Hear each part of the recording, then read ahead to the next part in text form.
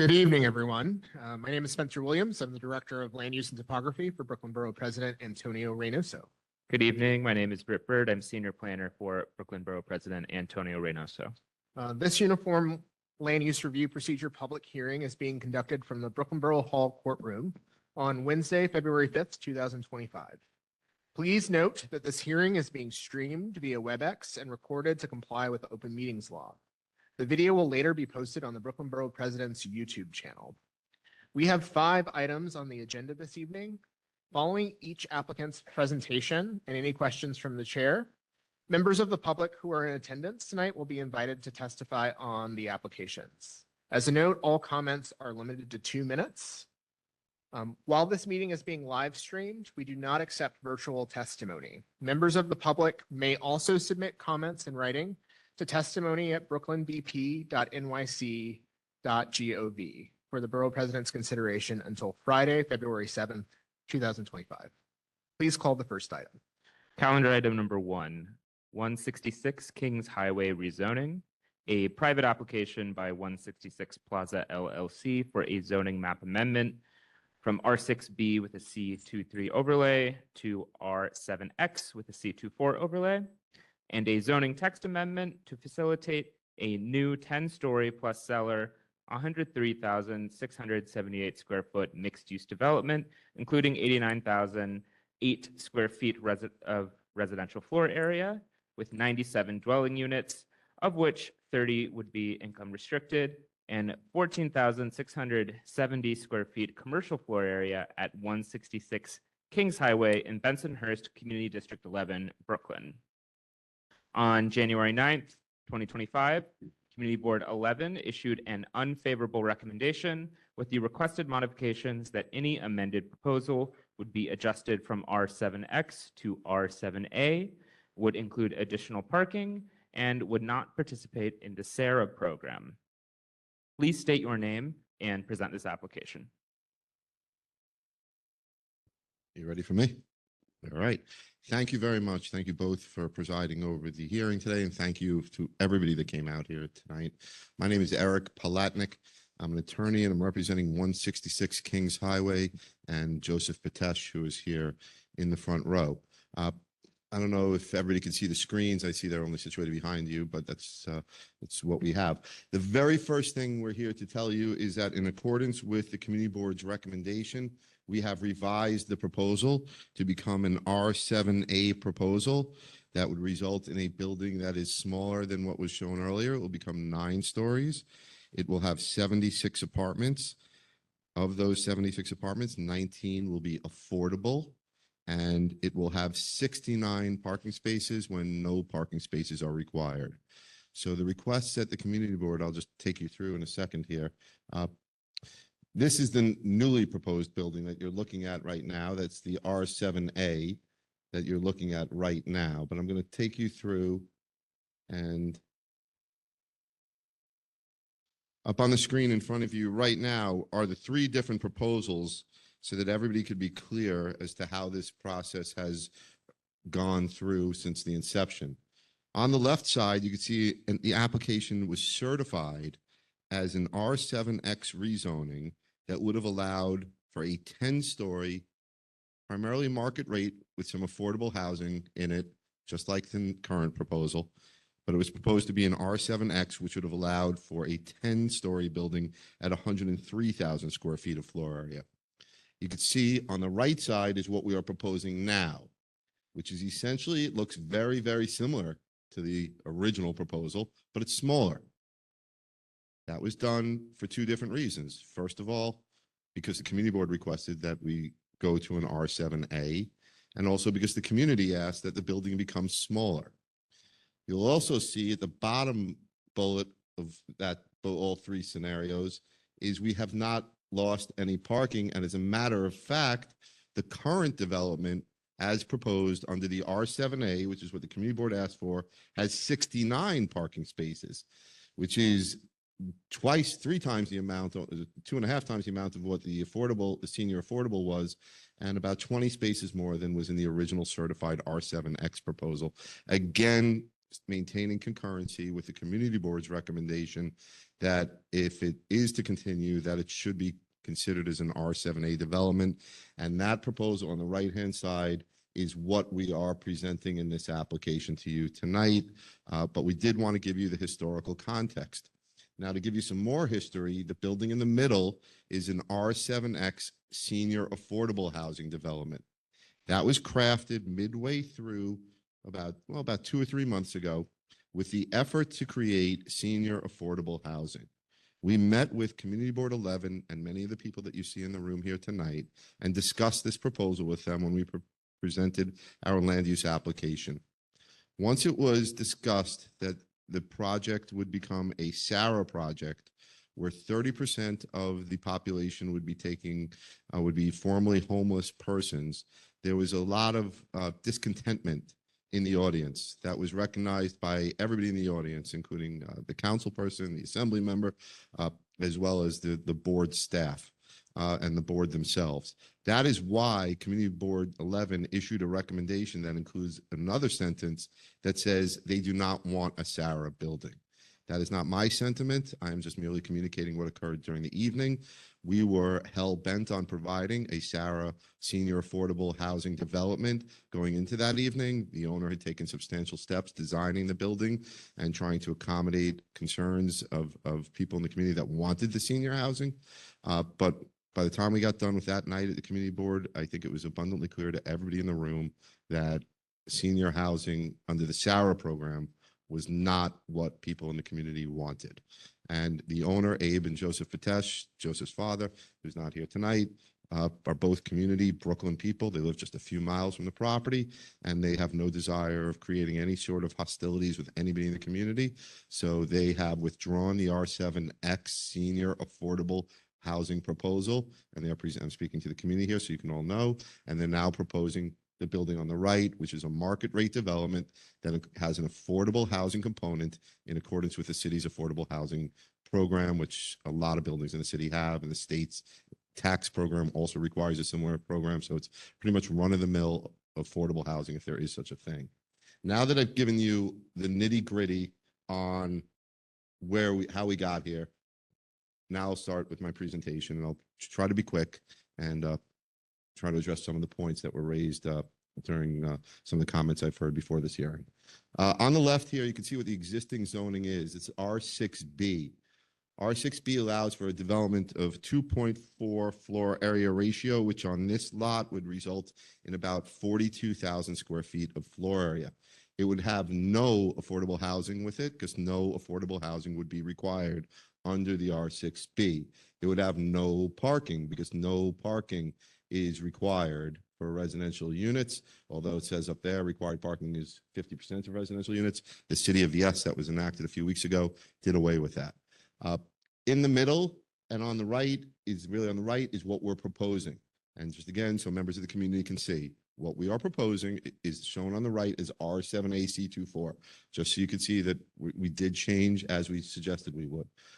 All the relevant information, as I said before, 76 units, 19 of them will be affordable, 69 parking spaces, building height of 9 stories. Next slide. This is a slide you've looked at already. Okay, so why the change in the proposal? I kind of gave you, I went through it already with you, but it pretty much is everything I just said. Everything, if you read what's on the slide in front of you, you will read all the language that I just said to you, and it pretty much says the same exact thing. So I'm going to skip this slide. This gives you a bit of a comparison. The difference column is very confusing. The team that put it together with us, I don't think they did a clear job, but the other 3 columns are pretty clear. They're just showing you, again, I'm trying to make it abundantly clear what the differences are between what was certified, what we brought up at the community board, the SARA proposal, and what we're proposing now. Next slide. It's everything I spoke about a few minutes ago. I don't know what I'm pointing out here, so give me a second. Yep. Okay. So it's important now that we've given you the history for you to know what's going on in the community. What you're looking at right now is the site itself. What's important for you to know is that what we're asking you for is an R7A zoning district. An R7A zoning district already exists surrounding the property.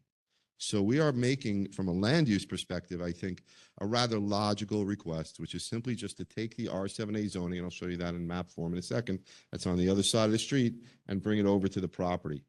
Also, you can see there is another taller building to our right on Stillwell Avenue. And you could also see that the project area is a flat iron type of scenario where it's almost an island unto itself, not really affecting too many people directly. There are 2 homes next to us, and Joseph has been reaching out to those persons and communicating with them. Where am I pointing this? Am I pointing it the right way? Down there at you? All right, I'll keep skipping so you could. The clicker is not really working the best, so just bear with me. I guess this is as good a place to start. Sort of glitching on me. Give me a second here. Okay, so this is the map that I wanted to show you a moment ago. It's a tax map. The area in the shading at the top of the screen across from our site is all R7A. You could see that of the map. And what I'm trying to show you there is that R7A district wraps around the R401 and extends down along the avenue. Our request is to extend that R7A overlay. This slide I find to be very interesting. It gives you a lot of great statistics about the community, and this goes to equity in housing and opportunities for housing for everybody here. As you could tell, I'll give you just some of the stats. Asian community comprises 43% of the population, 63% of the total population is non-white. Foreign-born population is 55%. Limited English is 43%. Housing unit production is down. There's been an increase in population of 9%. There's been a housing production of 1.8%. Rents, people are severely rent burdened if you look on the right-hand side, and not that many units are affordable.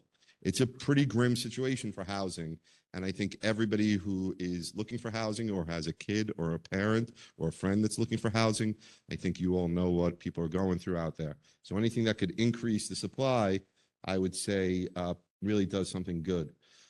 This slide is borderline disgusting for New York City. It's showing you the amount of housing that has been created and the amount of affordable housing that has been created. This one is showing you, this specific slide is showing you that the population's gone up 9%, but the housing has only gone up by 2%.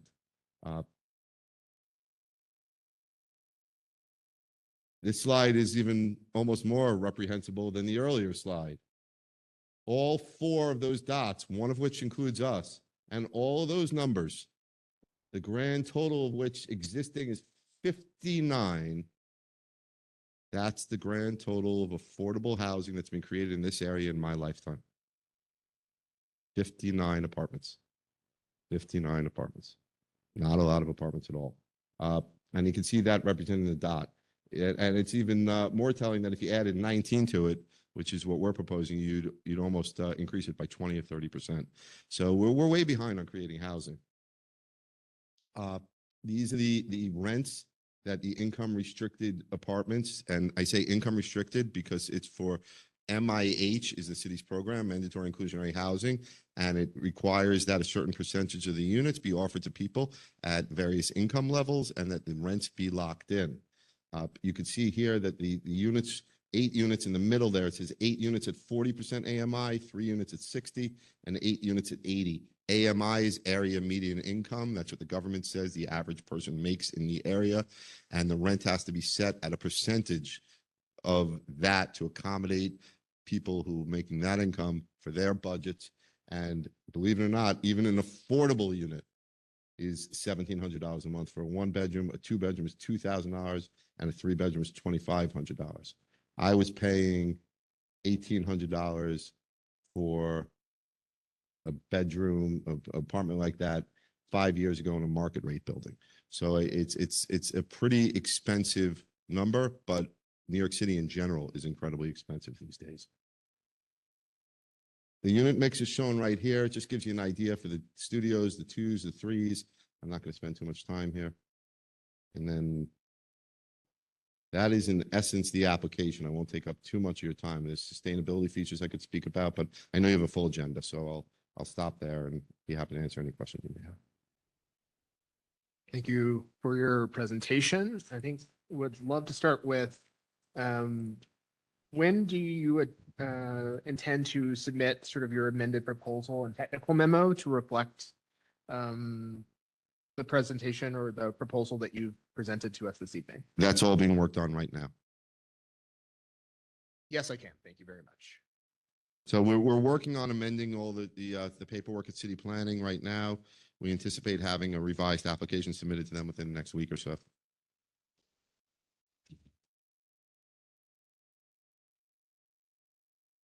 And on a procedural note for the record, when reading out this application earlier, that was the application at the time of certification, just to be clear. Okay. You've demonstrated how you have been responsive to the community board's requests. Can you run through those one more time and sort of what has been the viability under the R7A zoning as was requested? What are some of the trade-offs and things that you considered in presenting this? Sure. Again, the community board's concerns were the height of the building, the population that was going to be living within the building, and the need for parking. Those are the three of the main things that were discussed. With respect to the feasibility of an R7A development here is possible and can be done thanks to the 485X program. We're eager to build an R7A development. We'd actually started and proposed an R7A set of plans years ago, which is what we originally thought we were going to be doing. With respect to trying to maintain the SARA development in an R7A, if we do downzone it, I know the community doesn't want a SARA program building, but if we were to downzone it, it would bring the floor area down so low that it wouldn't allow for a SARA program to be rightfully considered by HPD. A SARA program is funded by the City of New York, Department of Housing Preservation and Development. Typically, they look for developments between 100,000 square feet to 150,000 square feet. So the project that we had originally in front of them was still within their range, but was respectable. The SARA program building at this R7A is infeasible and would not be able to be built.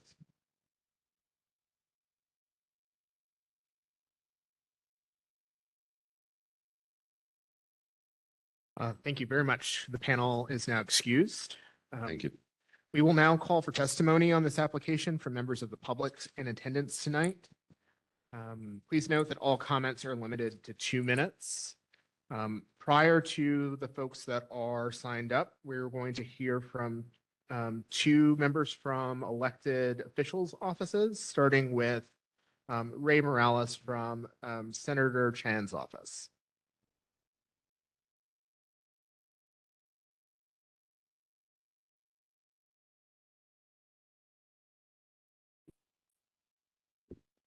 Good evening and thank you. My name is Ray Morales and I am here on behalf of Senator Steve Chan, who would be here himself personally. However, he's currently in Albany fighting for the rights of the residents of District 17.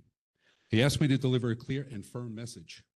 This reckless development at 166 Kings Highway has no place in Gravesend, and we implore the Borough President and the City Council to vote no on this proposal. The people of this neighborhood. As a reminder, sorry, there are a number of folks that are watching online, and we also have an opportunity to demonstrate in the people's sort of living room of Brooklyn, how we can disagree and agree, but still let everyone be heard. And so we've heard feedback in our office that when folks are clapping and disruptive, it makes them very difficult to hear online. And so given that some people don't come because they're sick, because they have childcare, they're watching later on, it's really critical, even if you agree or disagree with something vehemently, that you please hold your applause so that we can hear folks very clearly and also show our neighbors a lot of respect. There are many forums for you all to show sort of community-wide opposition or support.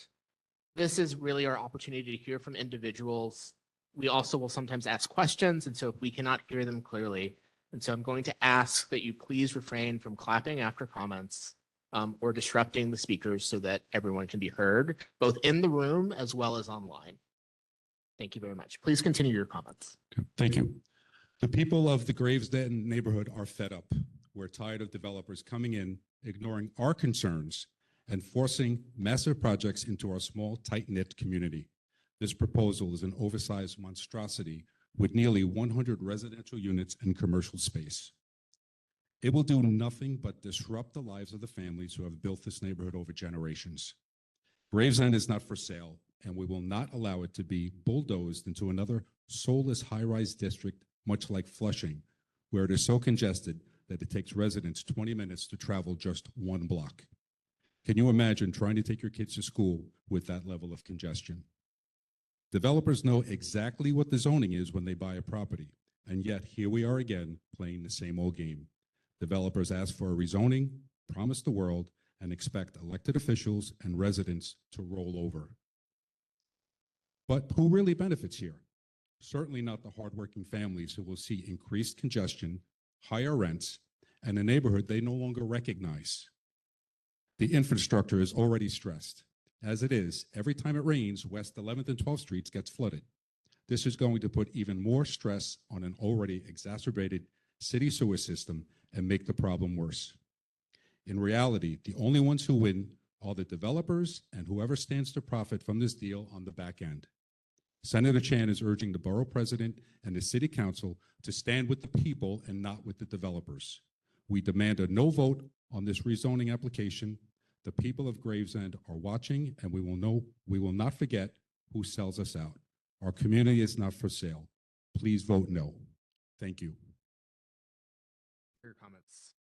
Next, we will hear from Anna Fursova from Councilmember Zhuang's office. Good evening. My name is Anna Fursova. I'm here on behalf of Councilmember Susan Zhuang to make a statement about the current zoning change application of the lot to R7X or R7A. Councilmember Zhuang wants to make it clear that she stands in full solidarity with her constituents and strongly opposes the zoning change application proposed by the developer. Councilmember Zhuang wants to support more housing, but she also believes that any zoning change needs to have community input, not just the developers. We have not seen the developer do enough outreach to local residents, and the interests of the community are not being considered in the process. Members of the community have raised a number of concerns regarding this project, both at the community board level and to our office directly. These concerns include issues such as lack of parking, lack of school seats, not enough infrastructure to support the zoning. There is a fear that this project will change the character of the neighborhood. A zoning change to R7A will lead to the construction of a massive 9 to 10-story development, which will negatively impact the local community and the neighborhood. And it comes with zero assurances of permanent quality housing solely for our local senior citizens. These are all legitimate concerns that the developer has not fully addressed, and as a result, the community is overwhelmingly against the project and any proposed rezoning. The needs of her constituents are Councilmember Zhuang's #1 priority. When she was elected, she said that she would always listen to the concerns of the community, and therefore she cannot support this project in its current form. Councilmember Zhuang urges the Borough President to also not support this project in its current form and to join her in requesting that the developer must work with the community to address its concerns or withdraw the application. Thank you. Thank you. Next, we'll hear from Larry He from Assemblymember Colton's office.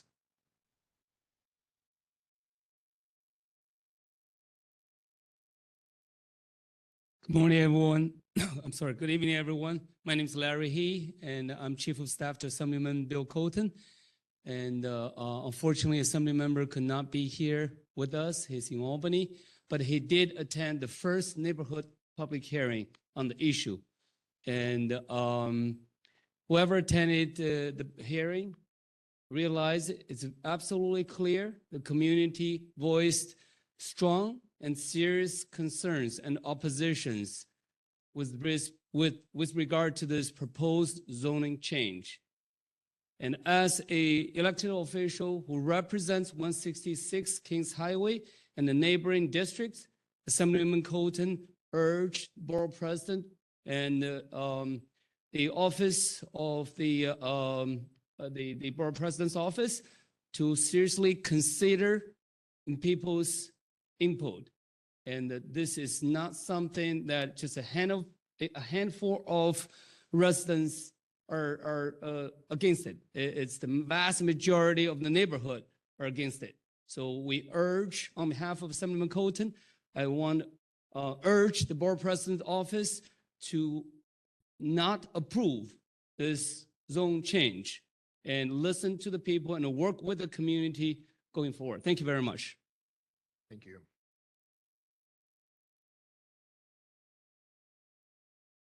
Okay, so now we are going to call from the list of people who signed up to speak. As a reminder, the way to sign up to speak is at the sign-in desk to check a box for the application that you would like to speak to.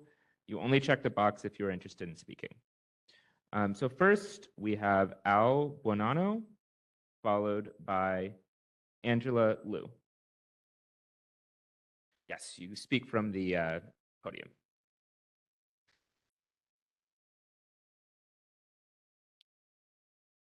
You're going to hear from several people discussing the various reasons why this proposal should be disapproved.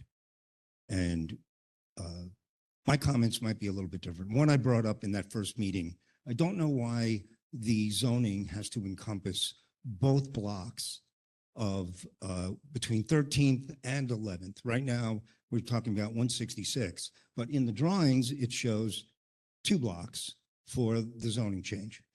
I've met with several members of the community. It's obvious the community does not want a zoning change. I've also met, a few of us have met with the builder. Josh, we've met with Josh and Eric. And I believe they are willing to compromise. Right now, you see a proposal for a 9-story building. I have a feeling that pretty much everyone here is not going to want a 9-story building. I don't know what a compromise would mean, but it is possible that the community and the builder can come together on some kind of agreement. Something could get built instead of a parking lot right now. But certainly, there has been fierce opposition from everyone in this community, as you've just heard from Mr. Raymond Morales. This community does not want a zoning change. I want to know why there's 2 properties shown in the zoning change. There should only be 1. And quite honestly, I think that should be addressed, because if we do get any improvement on 1 in any form, how many other properties are going to go? Maybe this property gets a variance instead of a zoning change, because a variance is much more difficult to get. And then it won't affect all of the adjoining properties.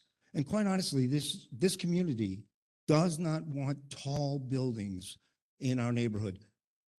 Josh and his dad have agreed to put in a large number of parking spaces. That is something to consider. So I think we should all come together, and I think we should consider it. But I want to see this zoning changed to just a single lot. Thank you. Next is Angela Liu, and Angela Liu will be followed by Teresa Gao.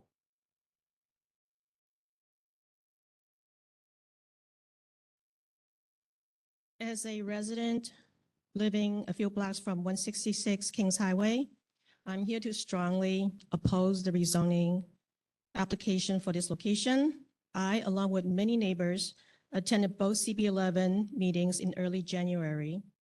At the meeting, we spoke up strongly against any rezoning changes to 166 Kings Highway, yet CB11 struck down the proposed zoning change for R7X, but is recommending our zoning change to R7A. This is against the wishes of the community. I would like the Brooklyn Borough President to know that CB11 overruled the wishes of the community it represents. And it is interesting to note that all the board members who voted yes are the ones who lived outside the neighborhood. The 2 board members that voted no live in the neighborhood. The reason I and many of my neighbors are against this proposal is because the infrastructure in our community cannot handle so much development, as evidenced by the occasional flooding that happens in our neighborhood after a rainstorm, as it is. So an R6 would only stress a little bit even more. And if you go to an R7A, even more. And if one R7A gets approved, we get other R7A approved because we have other additional lots. And pretty soon it'll be R7A over here, R7A over there. And before you know it, our neighborhood will turn into downtown Brooklyn or even Manhattan. So my family and many neighbors on my block, on my immediate block, have been residents for 30 to 40 years. We've been paying taxes for 30 to 40 years. We've been adding stability to our neighborhood for 30 to 40 years. And we have been voting for many, many years. So I urge the Borough President, Reynoso, that we are asking you to stand with our community and reject all zoning change for 166 Kings Highway. The developer has shown up at our meeting Sorry, your time and said is up. that he is If you have happy to go additional 640. comments, can you please submit them in writing? Am I getting cut off? Yes, I you heard something.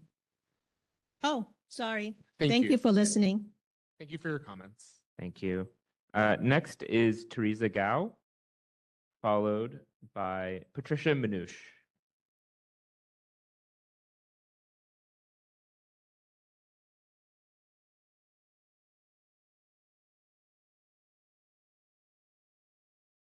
Okay, good evening, everyone. Thank you for the opportunity to speak today.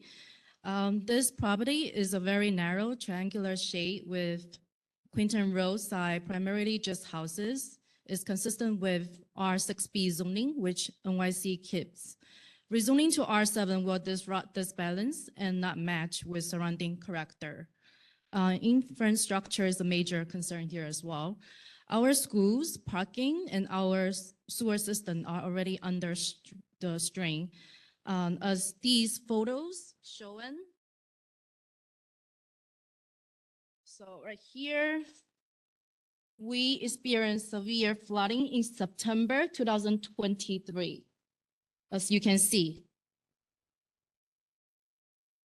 And flooding with hurricane or storms has occurred every 1 to 2 years due to an overwhelmed sewer system.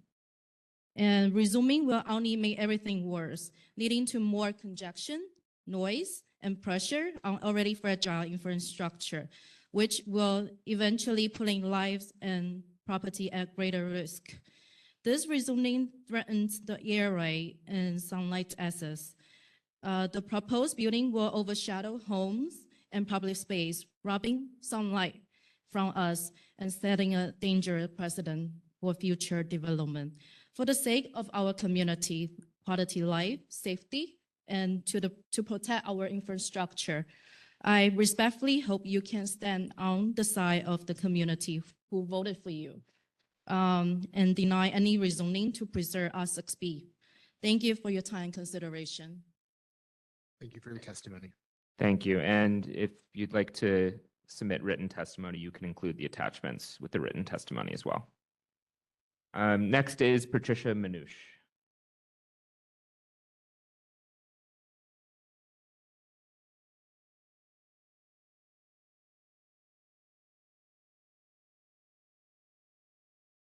Good evening. My name is Patricia Menucci. I live right next door to 166 Kings Highway. So I am and my neighbors living in the next two houses are the most impacted by this zoning application. And I want to say that I am strongly against the zoning application change. I don't want to live next to a 13 stories building because it will block out the sunlight and it will be very noisy. Not to mention how hard it is to find parking in the neighborhood. And then also, our schools are already very crowded. Please reject this zoning application. Thank you. Thank you. Next will be Gary Chen, followed by Shubin Zhu.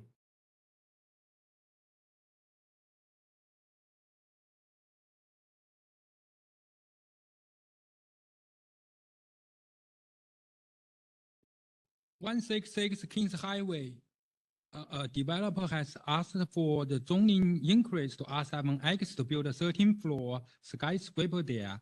After hundreds of fellow citizens in the community expressed their strong opposition, the developer kindly gave up.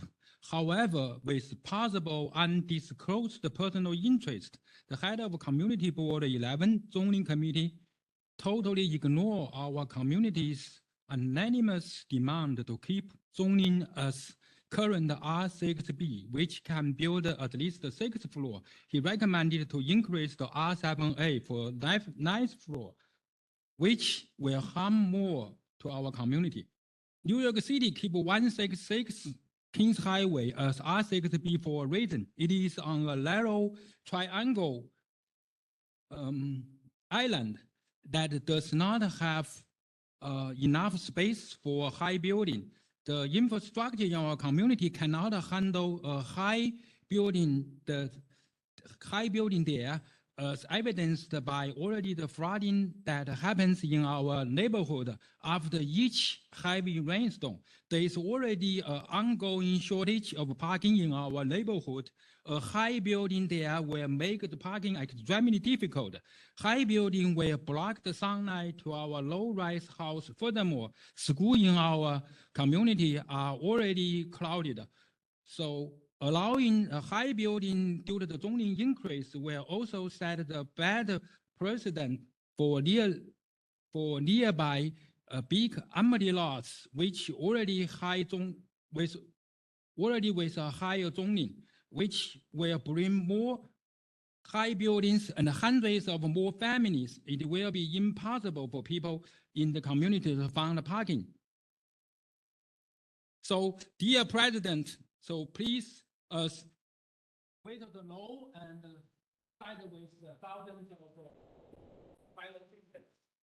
Thank you for your comments. Thank you. Next is Shubin Zhu, followed by Janet Zhang. Hi, Shubin Zhu here. I'm a resident of Bensonhurst. I live at 1 block from 166 Kings Highway. I've been there for 30 years. So I will strongly recommend not to do the zoning change. This is overwhelming my neighbors, the friends. That's what they wish. And I have a problem with the process. On January 7th, the presentation was done for the R7X proposal, and we had a good discussion. Community was against changing the zone. Then somehow on January 9th, was reject the zoning change for R7X, but recommended for R7A. I think we lack of a discussion on the reason for going to R7A. Today, we just have a short presentation. I think we still need more time for the community to digest what your proposal is. And that's what I want to say. Thank you. Thank you for your comments. Thank you. Next is Janet Zhang, and followed by Ignacio Venezia.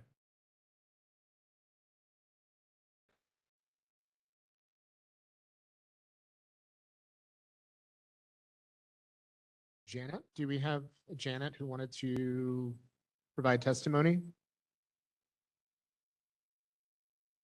Okay, if Janet comes back, she can speak at the end, but we will move on to Ignacio in the meantime. Okay. Ignacio Venezia? No, it doesn't. Okay, I understand. Thank you. Okay. Next, we will move on to Hongshu Feng.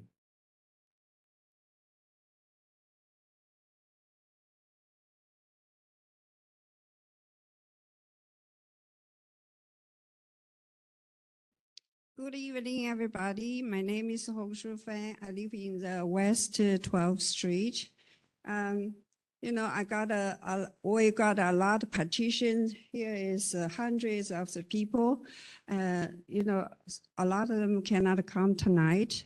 But, we strongly against the increased zoning. We want to remain the current zoning because this location is very narrow. And as you know, the Quinton Road and Kings Highway is merged on West 11. So that area is the, from Crosby Avenue to the West 11 is one way. So for high building, one way is very fire hazard. So it's not a good location for building any high building. So community has a hearing very strongly against. Since then, we also attended another borough committee, and we also expressed, but seems they did not listen, so that's why we end up here. And I strongly represent the community resident to oppose against increase any zoning. So hopefully the borough president office and the borough president listen our community voice and remain the zoning. And previous people already mentioned a lot of problem parking, sewer system, and also school congestion. I won't mention any more, but I just represent. You can see all the sign here. So. Thank you. And if you'd like to submit written testimony, we'll accept attachments again. All right, thank you. Next is Hanchen Yang.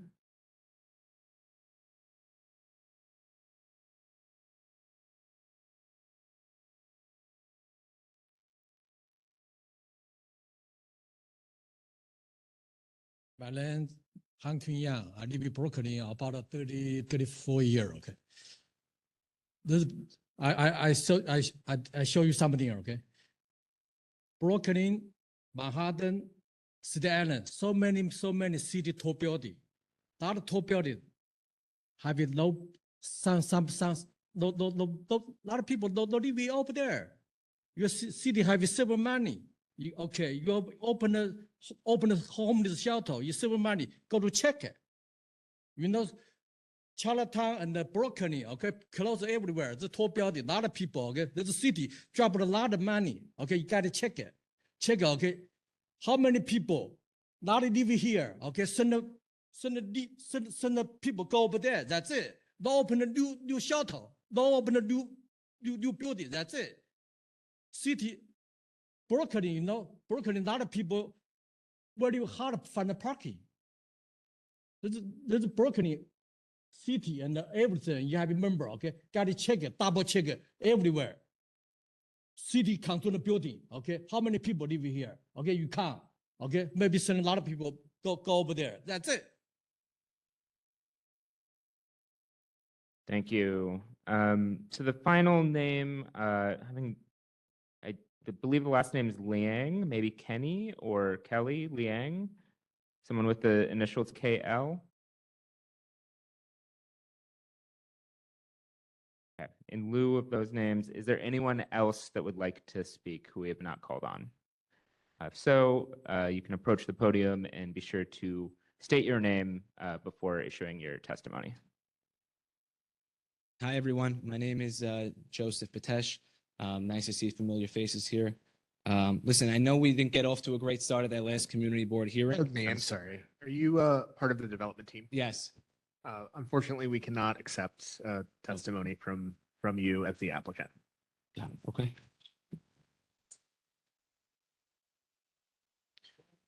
We could accept their presentation, their materials. However, they're not a member of the public advocating for it. I would be happy to talk to you after the hearing if you would like. Hold on, please. I'm going to ask you to stop disrupting the hearing.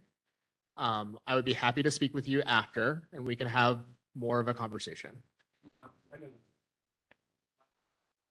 We would be happy to receive any additional items relating to your application by email, and we will take them under consideration as we review. In addition, just as a reminder, folks, after this process, this application, like all items under ULURP, will go to the City Planning Commission, where there will be another hearing. And so I will encourage you to look on the City Planning Commission for that schedule. With that, please approach the microphone and provide your testimony. Hi, my name is Carmen DeVito. I've lived in the neighborhood for over 20 years, and I would like the Borough President to vote no on this upzoning and zoning change. My neighbors have covered a lot of the issues. I'm just going to show a photo to demonstrate why I believe that the infrastructure cannot handle this zone change.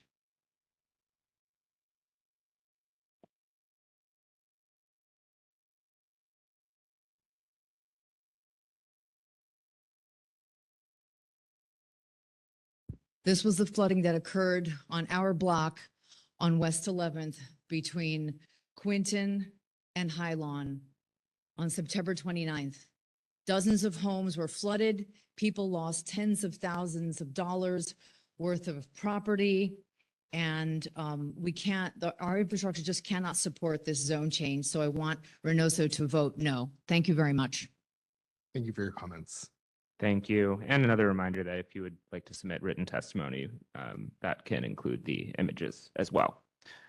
Is there anyone else that would like to testify on this matter?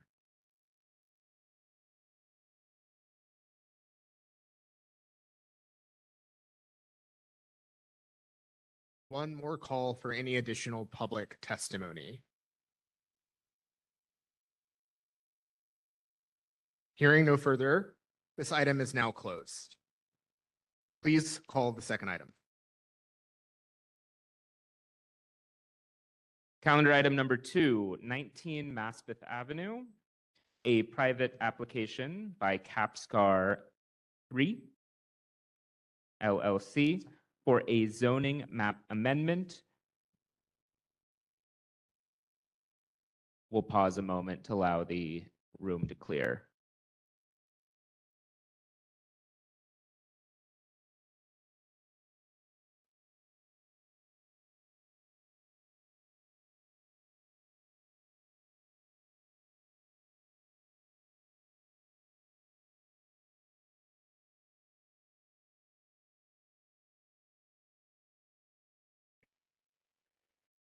Yeah, you can stand there, but the receiver for the remote is over here.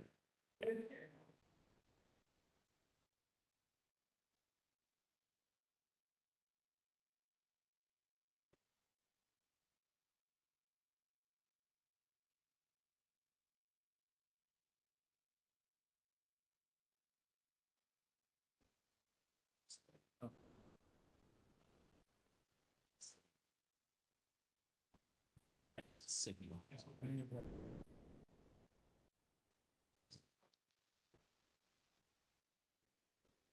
Wow, we are like right on the cut. Oh, it's like that's a little. It's like right on the.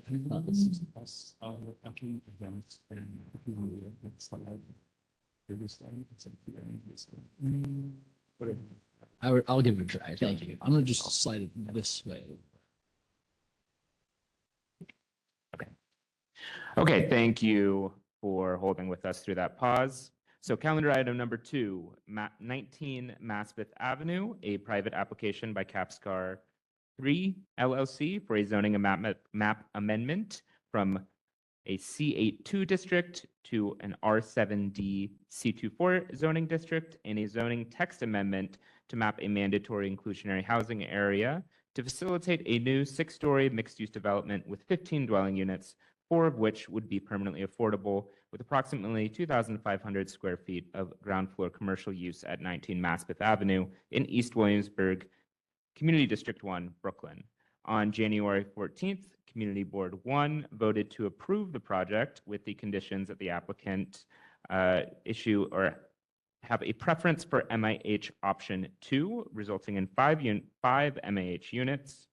The applicant or that the Community Board encourages the city to provide public realm improvements and sustainability features within the project area, and that the applicant continues to work with Friends of Cooper Park to advance a vision for increased pedestrian safety. Please state your name and present this application.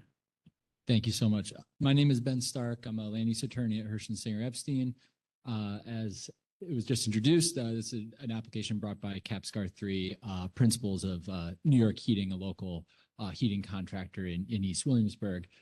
The application before you today for a zoning map amendment from a CA2 district to an R7D district would facilitate development of an approximately 17,000 square foot, 5-story mixed residential and commercial building having just 15 apartments above a retail ground floor.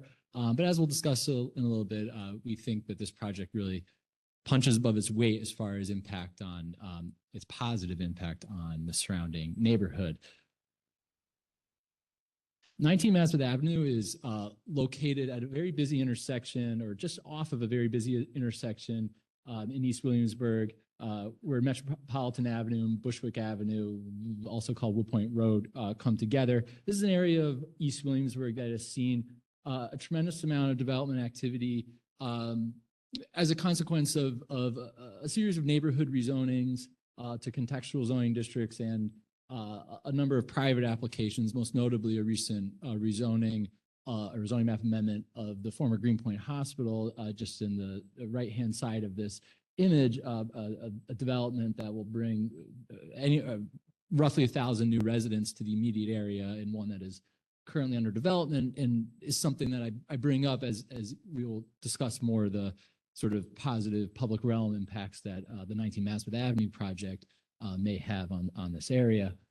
This is a project that entitlement of which has been a long road. We had previously worked to entitle a nearly identical project through the BSA variance process, but after working through the community board and understanding concerns that local residents had regarding the lack of an affordability component for the 15 residential units, and a continued persistence that this very narrow and small triangular shaped building be developed as an office building. This is opinions of the Board of Standards and Appeals, a development scenario that we found to be unsatisfactory. We decided to pivot into a zoning map amendment that is before you today, which would help achieve the affordability component highlighted by the local community board. The unique physical conditions of the site really jump off the page. I mean, this is very small. I really might say that show me a smaller site going through a rezoning process in the city in the last few years. I don't know if there is one. There's a under 3,000 square foot parcel and is defined by its very acute triangular shape that will make development more challenging than most, but will really yield something that makes the surrounding area just so much better. This vacant parcel at this point used for commercial vehicle storage for New York Heating is immediately adjacent to residential developments of varying sizes, but including single family homes.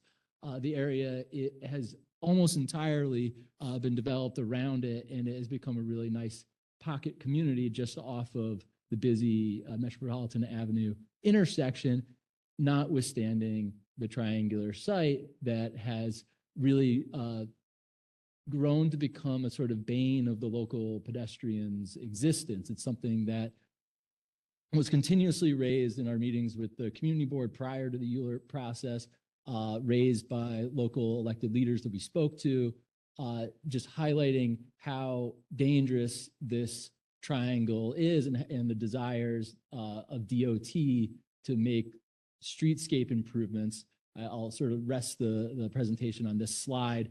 This particular intersection here is one that, for whatever the case may be, the sort of desire path of local pedestrians is to cross Masbeth, get onto the triangle, and then try to scurry across Wood Point Road. There have been injuries here. There have been a real unusual number of crashes. And so it became clear to us that we were not the only ones who felt like this is a triangular shaped lot that could be something more. The CA2 district that we're seeking to rezone is at this point sort of a vestige of a bygone era. At this point, it remains as just 5 blocks, really just 4, as one block is the Memorial Gore, of which by our count, there are only 2 conforming or 3 conforming sort of semi-industrial auto-oriented uses left in the entire CA2, the subject site, a taxi stand on the corner of Metropolitan, and New York Heating's main headquarters on the corner of Humboldt and DeVoe, which is not subject to the rezoning. The actual project area itself, the subject site is the only semi-industrial use that stands to be rezoned. The balance of the project area, the rezoning area, is populated by non-conforming residential buildings. That's the block on the right, just across Wood Point Road, just to the west of the project area. Once rezoned, or should we be so fortunate to see this process through, the proposed building would really enliven the area and provide an opportunity for pedestrians to engage with this block that they are naturally forced to crisscross on their way to the Graham Avenue L station, just a block north and out of the screen. And we think it's not just contextual; it fits in a sense like a glove. It's not like a building that's 9 stories, and I'm saying it works because there are 6-story buildings around. Across the street are 6-story buildings in 2 different directions. This is really a consequence of being able to build the complying floor area without the need to provide yards or a limit on lot coverage. A benefit of having a triangular shaped parcel, we can fit nearly all floor area within below the maximum permitted base height. So we're able to achieve just a 6-story mass, which is the same as properties immediately across the street. We find that the development of this building, like I had said, it's cliche to say that ground floor retail uses will enliven a streetscape. I think this is the one example where it's not an exaggeration to say that the inclusion of ground floor retail here and a sort of activation and placemaking on this uniquely shaped parcel would really do something for the immediate neighborhood. I mean, right now this block is being used for commercial vehicle storage, and it's something that was an opinion that was shared by the community. And as we went through the pre-ULURP process and meeting with committees at the local community board, it became apparent that there was an independent movement outside of our project to try to do something with this immediate area. We learned through the process that a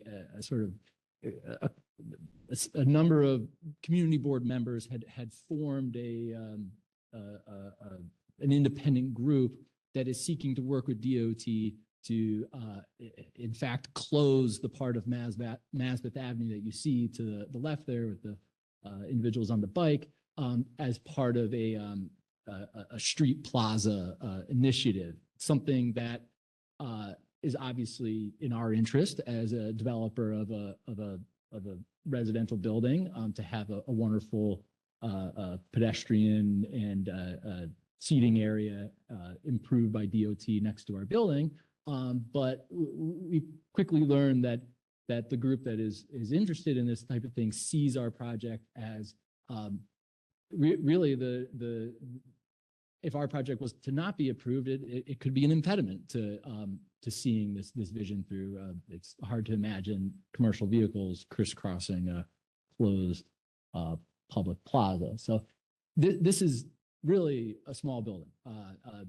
Once we account for the core, its elevator, we're really left with a commercial ground floor, roughly 2,500 square feet. At this juncture, we can't say whether this is a single tenant, perhaps it's two tenants. As we get further in the process of development, it's something that we would figure out. But it is a challenging site to work with. The architects on this project worked to design a 3-apartment per floor layout that mirrors as you go up through the building. And it's part of the reason why, since the onset of the project, we've always saw this as a MIH option 2 project. I've used this kind of joke in the past that maybe it's sort of my OCD of a 30% MIH requirement for a 15-unit building across 5 stories. When you do the math, it ends up being 1 MIH unit per floor. It's sort of, in my view, like the perfect MIH building, having a sort of egalitarian situation, each floor having an MIH unit, one of every unit typology. But should the local elected leaders feel that option 1 is more appropriate, it's something that we would be comfortable moving forward with. I've spoken to this in the past that really the unique shape of the site enabled us to fit all of this within an envelope that it isn't just in conformance with what surrounds, and in effect, it's actually sort of less visually impactful than much of what is already in the immediate area. Sites that are accommodating rear yards, they end up being a bit taller. The real shot in the arm for this neighborhood, as I said, will be the development of the Cooper Park Commons to the east, which is notably taller at close to 200 feet. But that development is also one of the main reasons why we feel 19 Mazepeth is something that's going to do a lot for this area. Once we have our new residents at Cooper Park Commons, really we've seen this natural desire path in action as we go out to the site and we see how people interact with it, but it's something that we're going to see more and more once the 1,000 or so people move in at Cooper Park Commons, that a natural commute is to find your way to the Graham Avenue L station. And I can tell you the few times I've been at this site, it doesn't take long before you see someone, you cross Mazepeth Avenue, get onto the triangle, and then try to do a sort of scurry across Wood Point Road. This is something that's going to become more and more of an issue as more residents move into Cooper Park Commons. And again, part of the reason why others not affiliated with this applicant team feel that DOT really needs to investigate improvements to the streetscape network, at the very least, new sidewalks. But we are obviously quite supportive of initiatives that go further. Closing the street, that would be fantastic. So that's something that we're going to continue to work through with DOT should we continue on in this process and get into a DOB permit application and start working through with our builder's pavement plan. We absolutely will continue to try to explore ways that we can contribute to a finer streetscape condition. So that's the speed run through this, and we are, of course, available for questions. Wonderful. Thank you for your presentation. Have the neighboring properties within the project area been notified of the application? Only one. There are 4 other properties, 4 other properties within the rezoning area. One of which immediately across the street on the west side of Wood Point, I'll bring it up in the image, has been notified. Others, we are happy to continue our conversation. To be frank, this application would bring most of that other block into compliance. So we sort of had felt that those are not non-conforming residential buildings, and well, I should say 3 of the 4 properties are non-conforming residential buildings. This application, in a sense, will be helpful for them. Having a residential building in a zoning district that doesn't permit residential use can be challenging as far as financing and the conveyance of one's property. So we see this application as beneficial to that, to the majority of those property owners on the block. The one commercial use on that block would continue to conform with the underlying commercial overlay that we are proposing with this application. That is a new store building, is what its certificate of occupancy permits, on Humboldt Street that was developed a few years ago. Then could you speak to if mixed manufacturing and residential zoning districts were considered on the C corridor? We did not, and there's a reason when we were working with city planning why an MX was not proposed. In talking to city planning, we were focusing on what is the goal of the new zoning coming into being. It has to be or should be a zoning that works with the particulars of any one of the particular lots. So each of the 4 lots that are on that opposite block are all very small, just like ourselves. They're 2,000 square feet, 2,300 square feet. City planning educated us that it's very rare to see new semi-industrial development just in the general sense, but by and large, industrial development is on properties of much larger floor plates. And so it was sort of seen as like, sure, we could try to throw an MX here, but the MX itself might not necessarily conform with the recent zoning classifications that have been adopted immediately surrounding it. There's been a new R7A that was adopted on Metropolitan Avenue, R7A then on the east side of Bushwick. So they saw the R7D, and we agree that as being sort of in conformance with this evolution of a mid-density residential zoning classification with an underlying commercial overlay. Thank you. You mentioned this briefly, but just to clarify, have you discussed yet with DOT or DEP potential streetscape improvements such as permeable sidewalks or rain gardens? We have not. These are recommendations that we are happy to pursue. I mean, we have an obligation as a builder once we get into a DOB process to work through a builder's pavement plan. In all likelihood, we will be gutting the sidewalks that immediately surround this. These sidewalks are they're narrow right now, but even if they weren't narrow, they would get cut up for the improvement of utility improvements and what have you. Through that builder's pavement plan process, we intend to engage further with DOT and DEP about those elements. The permeable pavers thing is sort of was a suggestion of the community board, is something we hadn't thought of. So we haven't had much time to explore that particular one, but we're happy to do so.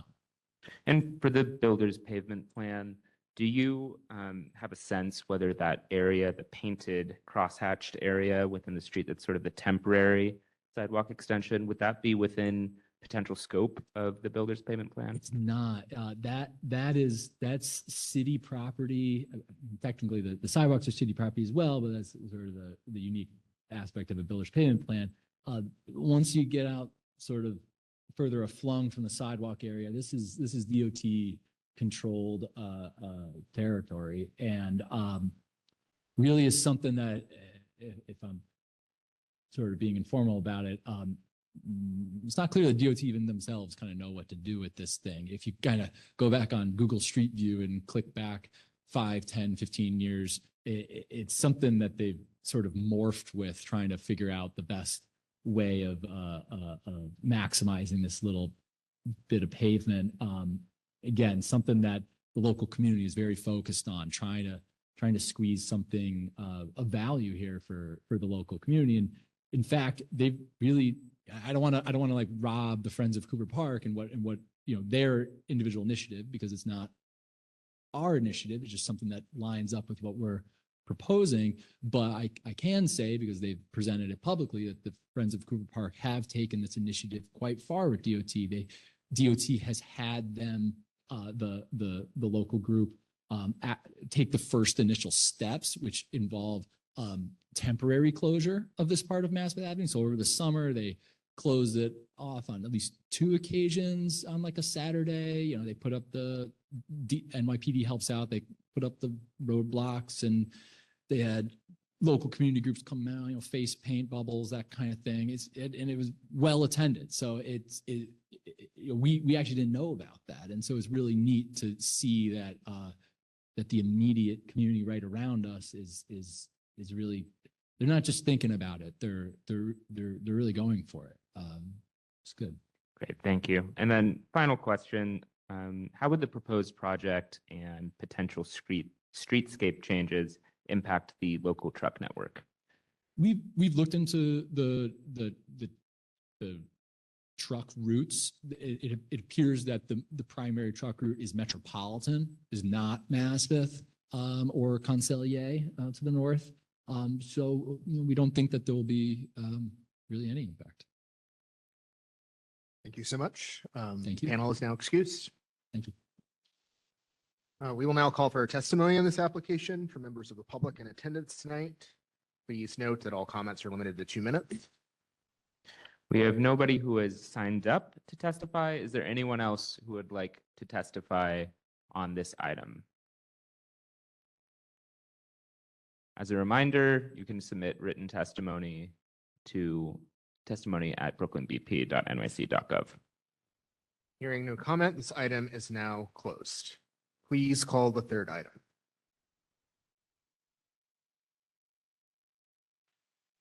Calendar item number 3, 109 Marcus Garvey Boulevard, a private application by CB Emmanuel Realty LLC for a zoning map amendment from R6 and R6 C24 to R7A and R7A C24. A special permit pursuant to Section 74 for a large-scale general development and a zoning text amendment to Appendix F, an MIH text amendment, to facilitate a 14-story, 177,311 zoning square foot, 292 dwelling unit residential development at 109 Marcus Garvey Boulevard in Bedford-Stuyvesant, Community District 3, Brooklyn. On February 3rd, 2025, Community Board 3 voted to approve the project with the following conditions: that all units are permanently affordable, that a local marketing agent with experience and that the applicant hire a local marketing agent with experience and track record of operating in Community District 3, that the property includes a covered outdoor space for its senior residents, that there is deep rental assistance provided for seniors on fixed incomes, that the landlord meets with tenants of Willoughby Court to address and remedy outstanding issues and violations prior to City Council approval, and that the property owner provide closed circuit and human security in the underground garage. Please state your name and present this application. Good evening again. My name is Eric Palatnik, and I'm proud to be here tonight representing 109 Marcus Garvey Boulevard while the screen is loading. Maybe we want to give the screen a minute to load so the people at home could see it. Is that okay?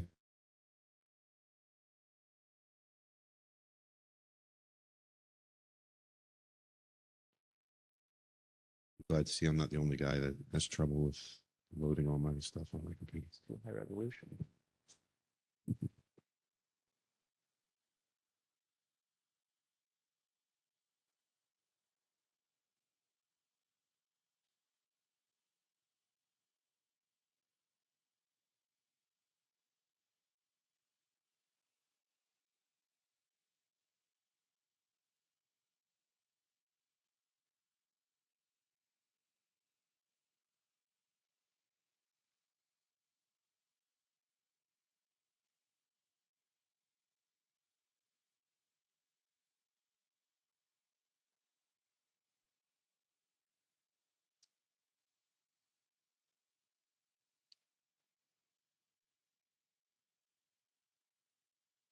Is this good enough? You want me to work from here?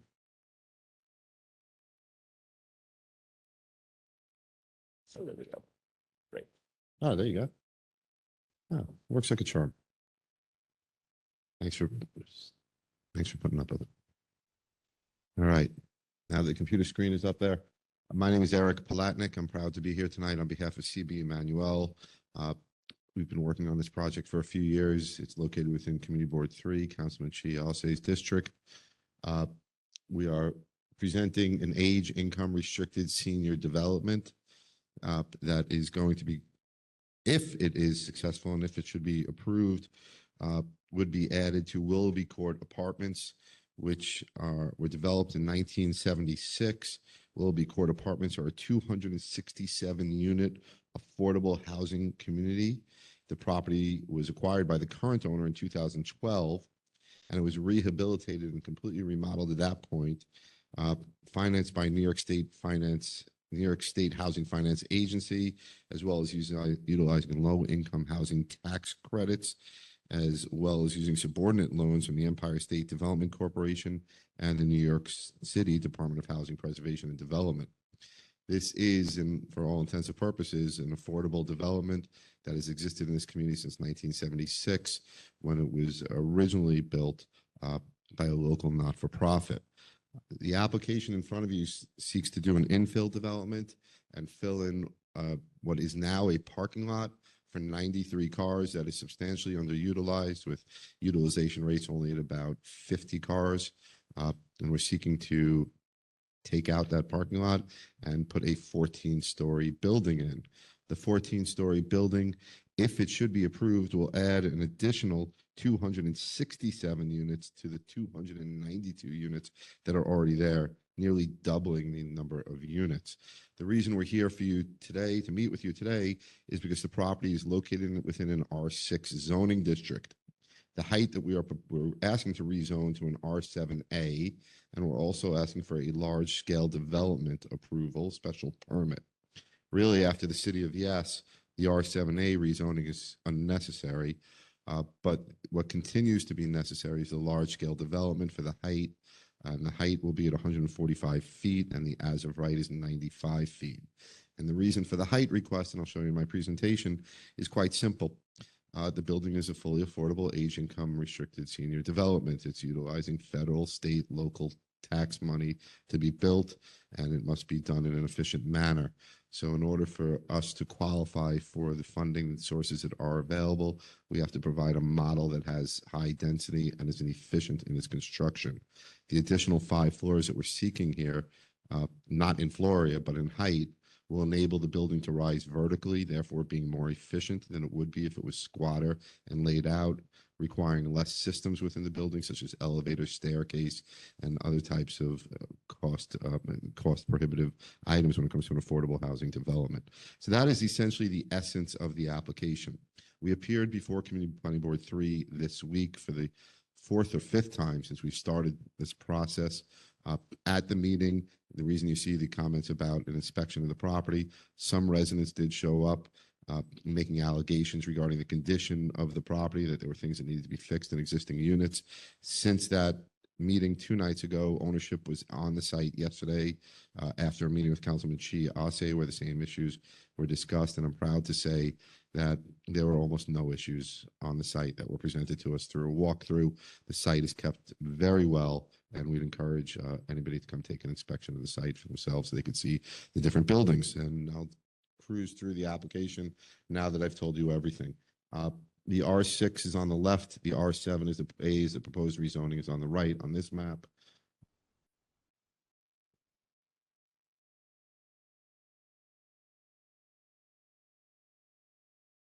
Am I the only one having trouble with that? This is everything I just told you a second ago. On the right-hand side is showing you what we are proposing. As I mentioned a moment ago, you'll see there the proposed FAR is only 3.62. 5.0 is the allowable FAR under the R7A, and we're not seeking to utilize all that FAR in any way at all. The total number of units is 559, and there will be 63 parking spaces at the cellar level. I don't know why I'm having so much trouble with the remote. Am I hitting the wrong? It's the right button, right? Maybe just ask you to change page. You're freezing too, so I don't feel so bad. See, if it's with my kids, they would tell me I don't know what I'm doing, but since I'm with you, it's just a glitch. I mean, this is good. I could stop right here. Or actually, if you can go, there's one slide that has all the buildings A, B, C, D, E on it. Maybe you could just stop there and that'll give everybody a good layout and I could freeze right there. Nope.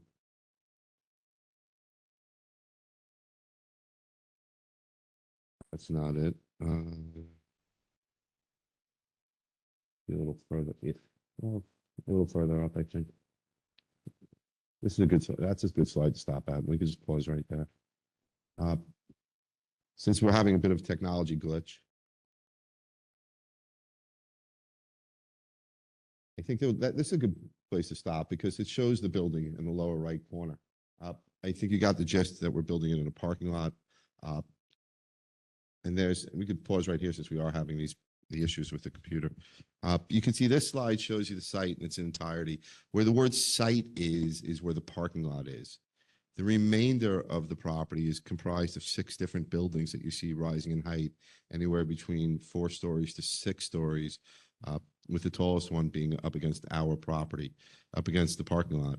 We're proposing to build the 14-story building in the parking lot. Next to the parking lot will be an improved brand new open plaza area that's going to have permeable pavers, a seating area, not a playground, but a play area. There'll be lighting, there'll be new landscaping, and that will open up onto a glass enclosure of the first floor of the new building that we are proposing. In addition to that, there'll be improvements to the courtyard of the existing building. There'll be improvements to security, lighting, landscaping, fencing, and things like that that are going to benefit the overall site. With respect to the proposed height, we've conducted an environmental analysis statement in EAS as a part of the application, and it's been found that there'll be de minimis shadow impacts on the park next door, which is Lewis Playground. And although there will be shadows cast from the building on some of the surrounding properties, it was really found to be at its worst in the middle of the winter at times like now. But even then, it was not that substantial. There are other taller buildings. We're proposing to be 145 feet tall. And the slide that you're on shows you that it's common for buildings that are of this nature to have government funding involved with them to be of a very dense size in order to accommodate the uses within. And you can see that around us. We're at 145, and the buildings all around us are somewhat similar, 135, 125, 154. So you can see that what we're seeking is not out of character with what's around us, and it's supported by the community board. And since we're frozen on the screen, I think this would be a good place to stop it. Thank you for your time. Yes, thank you for your presentation. We have a couple of questions for you. I think wanting to start it, you spoke to this a little bit about the height, but why is a large scale development special permit required, given the flexibility under the campus infill component of the City of Yes for housing opportunity, and sort of, what is the nexus then between the land use actions and the proposed rehabilitation of the common spaces? Sure. The infill development does not allow the height. The infill development allows for the floor area. So we cannot achieve the 145-foot tall height that we're seeking here under the infill development. The second question was, I apologize, was the relationship between between the development and the site improvements. Well, that's what I started to get into a few moments ago, and if I could cruise through the slides, I would show you in the slide format.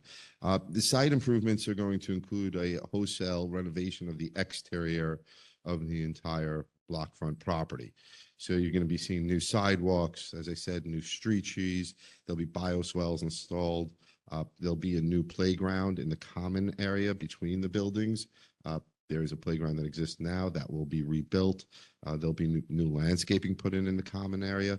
There'll be state-of-the-art upgraded security system. There's already a security system in place, but that will be upgraded. There'll be new lighting put in place, and there'll be new fencing put in place. And there'll be seating, and there'll be the whole new plaza area that's going to be between the buildings. So you're really going to see, what the residents are going to see is a much improved exterior as a result of this.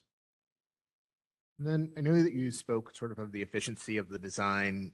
Were additional alternatives considered that might alleviate shadow impacts on the surrounding playground and improve urban design?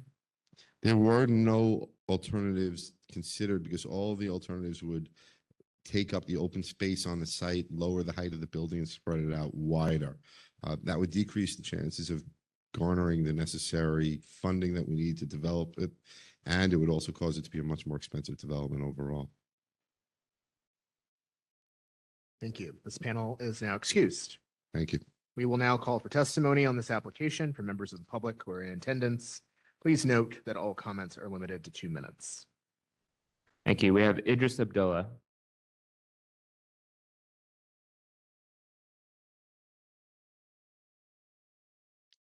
Good night. Good night. First, I'd like to introduce myself. My name is Idris Abdullah. I am the Vice President of the 79th Precinct Community Council. So we work closely with the 8-1 and the 7-9. I am on the Land Use Committee for CB3, served on the community board for a while. I'm a homeowner, business owner, resident. I have family, friends that lives on that particular block. First, I want to thank Eric for the presentation that they gave to the community board. No matter how many times we told them that we wanted this change, we wanted this answer, they always came back and they always gave us exactly what we was looking for. So I want to thank them for that there. Secondly, I'd like to say this particular project is something that is definitely needed.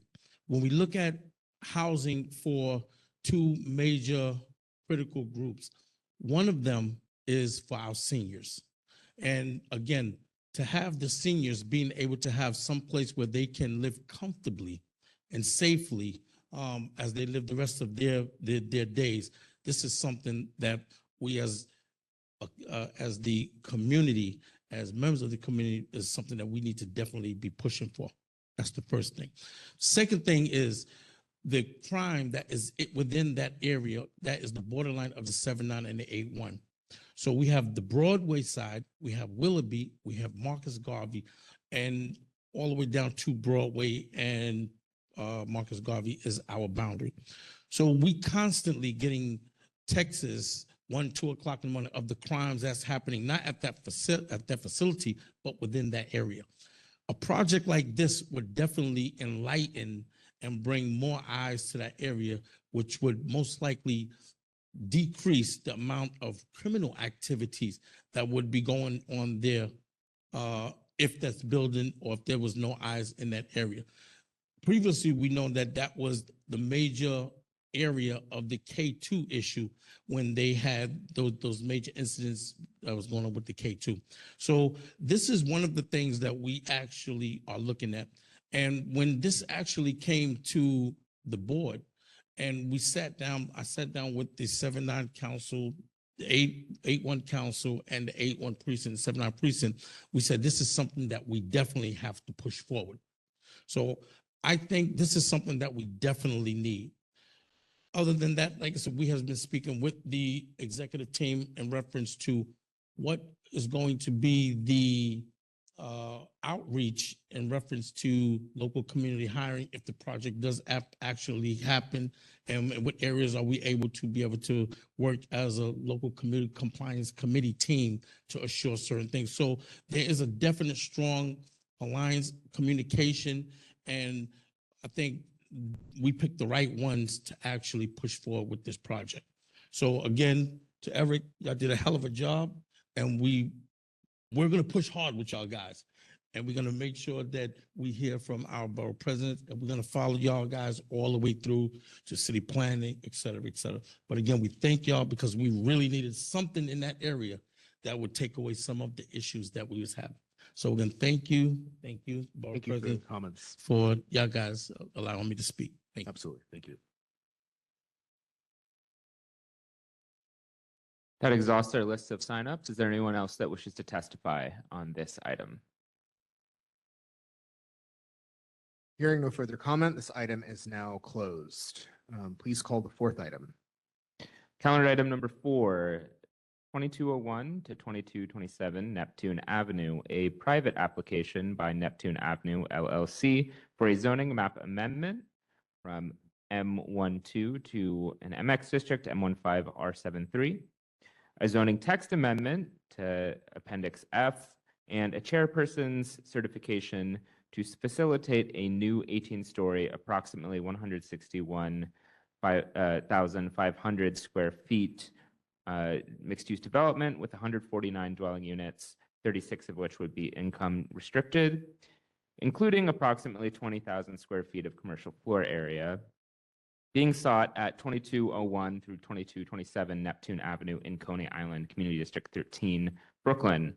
On January 22nd, 2025, Community Board 13 voted to approve the project. Please state your name and present this application. My name's Caroline Harris. I'm a partner at Goldman Harris on Harris, and we represent the applicant in this matter. You correctly recited what our application is for. If you could move forward. The applicant is a subsidiary or an affiliate of an entity called Helm Equities. Helm is a real estate developer, mostly of residential buildings, but they have a little niche in developing projects for women in need, and in fact have developed a project for women in need on the same block that is being redeveloped. They do that as a commitment to the community where they're planning to build another building, a residential market rate building with, in this case, MIH component, because they believe in developing the neighborhood and contributing to the neighborhood. In the case of Coney Island, there's been very little investment in this northern side of Coney Island.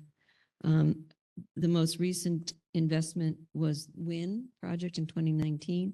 And before that, in 2018, you'll see in the future picture a location of the last investment other than the WIN building. So they see this as a real positive, bringing new life to the community, but a life that's appropriate for it. So could we go to the next slide? Here you see the location of the project. It's on the block between 23rd and 22nd Street, north of Neptune, next to the creek. The entire block is proposed to be rezoned. The development site itself is outlined in red. The zoning lot would include the tan, which is the WIN building. To the east is a C3 neighborhood that has those gray little slivers are auto repair shops. And if you look to the west, the purple is a park, a really lovely park, or could be a lot lovelier park.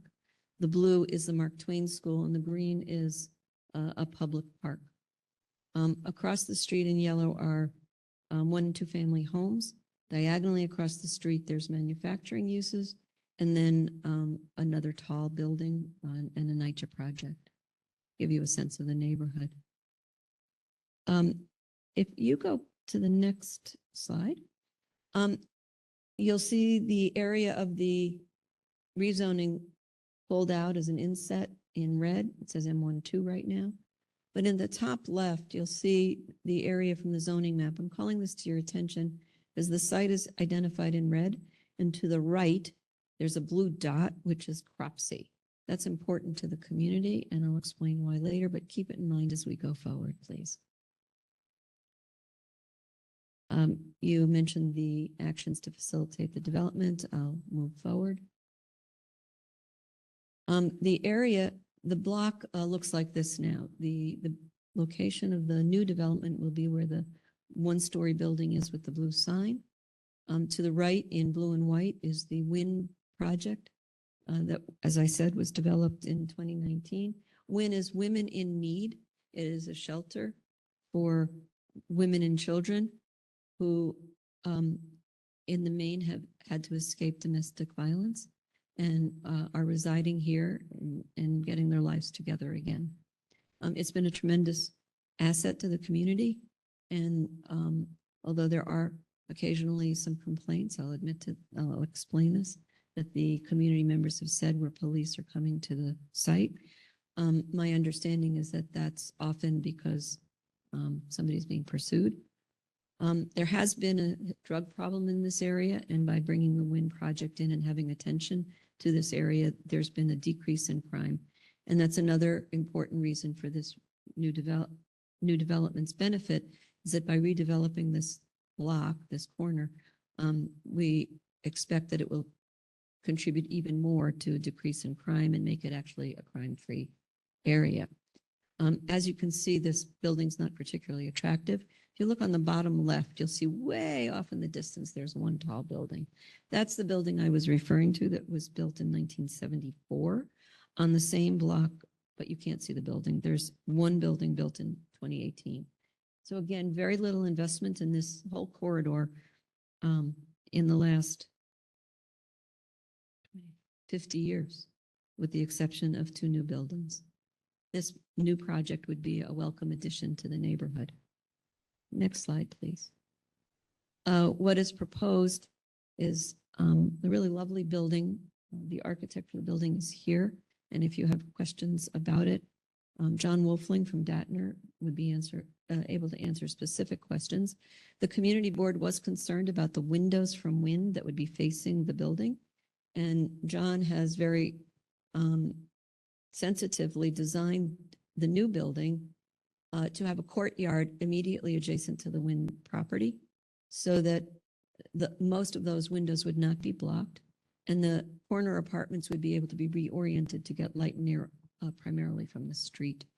The ground floor would be commercial or manufacturing, and there's a big manufacturing component here I'll talk about.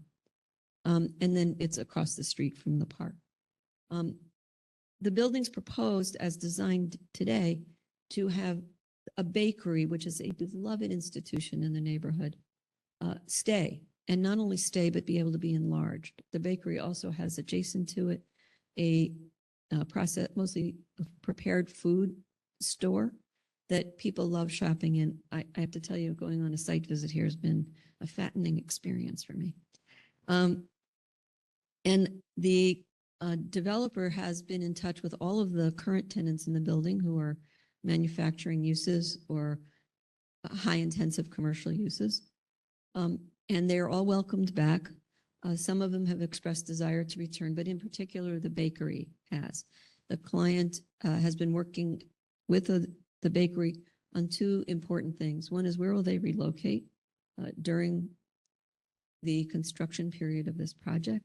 And they've identified a location at 2516 Neptune for the relocation, but they can't enter into a lease either for the future of the bakery at this site or for the relocation, temporary relocation site until the project is approved.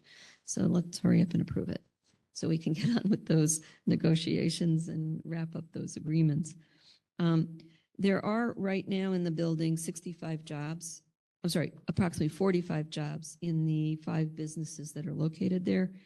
The EAS estimated that there would be 75 jobs going forward. So we have manufacturing jobs being retained and new jobs coming on. Next slide. The building will have mandatory inclusionary housing, option 1. The range of AMIs are from 40 to 80%, and the range of the expected rents at those different tiers are from $900 for the least expensive, 40% AMI, which is about a $40,000 income, up to $1,400 rent for a 2-bedroom at about $52,000 income a year. Going to the top, you can see the chart, but going at 80% AMI, which is from $80,000 income up to $103,000. Studio $2,100 to $2,600. A question has been raised as whether there's deeper affordability is possible, and it just doesn't work. This is a privately financed building through market rate interest rates, and the mortgages just can't be, and the construction costs just can't be paid back with a deeper affordability. And in fact, we've confirmed this with Al Shine, who is one of the foremost housing consultants in the city. And he confirmed that deeper affordability does not work without government subsidies, and there aren't any subsidies available for a mixed income building. Next slide. You can see here what the site looks like and the neighborhood looks like as it is today. the Wynn Building being at the center in blue and red. And what's proposed going forward is this building, which in my opinion, and I'm not just saying it because I'm the advocate for the project and because the architect is sitting here, I think it's a very thoughtfully designed building where the base of the building is consistent with the Wynn Building as a context for it. And the higher bulk of the building is set back. We don't know exactly what the materials are going to be. This is not written stone, but as conceived by the architect, the upper portion of the building, which is darker, blends into what's behind it.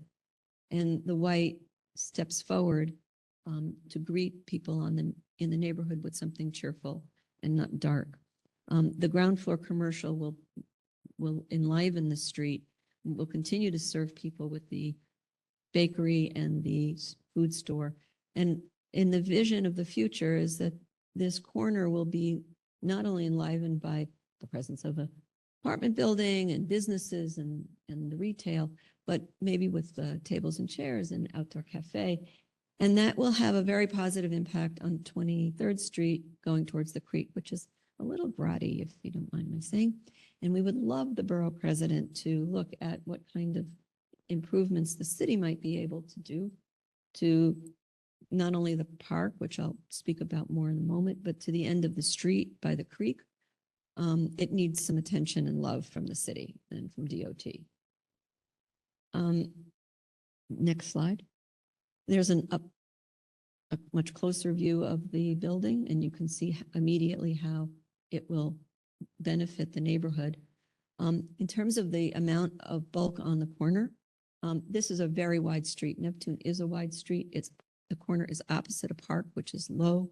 There's a school, low rise, nothing at the park, obviously, and then low rise, and on the creek. So if any place can handle more bulk, it's this type of corner from a planning perspective. Next. There's a vision, a view of the entire building.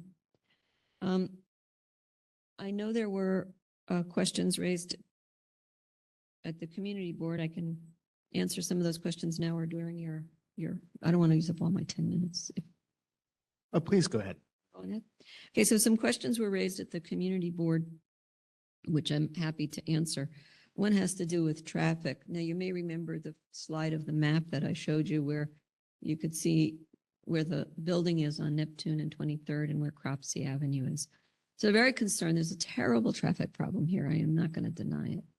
Cropsey, the intersection of Cropsey and Neptune has, according to the study for the EAS, has 3,000 cars in that intersection in one peak hour in the morning. That's a lot of cars, a lot of vehicles. This project is expected to add only 30 cars during that same peak hour. It's barely a drop in the bucket. That's not to say that there's not a traffic problem at Cropsey and Neptune, but this project is not going to exacerbate that problem. But what it does bring attention to is that the city, again, and the state need to give some attention to the regional traffic infrastructure there. There's been conversation, reports by EDC about having a ferry that's going the ferry might go somewhere, but not at this location. There needs to be consideration for budgetary allocations for a ferry. That ferry would be going, as I understand it, to the south side of Coney Island, although this developer would be thrilled if the ferry stop were at the end of 23rd Street. And it would actually be a lovely complement to the park and to the creek at that location. Another way to improve the traffic situation at Cropsey and Neptune is through having an express train going on that route into Coney Island. Right now, it's only local. And if there were an express train, subway, it would move a lot more people faster and eliminate some of the desire people have to use their cars because otherwise it's a slow go on the subway. The track is there that could be used for an express train. It's just about MTA deciding to put an express there. Again, this is an avenue where elected officials and the city agencies could maybe put pressure on MTA along with the other pressures put on MTA. to improve the traffic situation in Neptune and Cropsey. So the other questions that were raised by the community board were jobs for local people. And even before it was asked, we had discussed this issue with the developer, and he will be directing his general contractor to have a jobs fair. We told the community board this. Unfortunately, we thought we'd be able to answer all the community board's questions at the second community board meeting that was held, but because it was at the same time of as the casino was being heard, we weren't able to answer any questions, make a presentation. But we did whisper to people that there would be a job fair. And at the land use committee meeting, we explained there would be a job fair. A lot of communication is committed with the community board, both on construction scheduling, on having phone numbers available for contacting the GC and the developer if there are any problems, to work them through immediately so people aren't inconvenienced unduly, and with the general contractor to try to have a jobs fair early on so that the local people have a chance of getting the jobs. A very lovely woman who is involved with a group called Workforce One, actually tries to help people apply for the jobs in advance, and I've given that contact information to the client as well.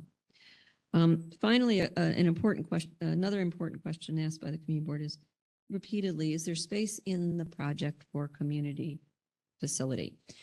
The Wynn building is a community facility, and what the developers have arranged is that there is a room at Wynn which can be used by the community as a community meeting room. It can't be dedicated to one community organization over a long, for like a rental. It's not public room, but it's a room for meetings. And so that will be made available.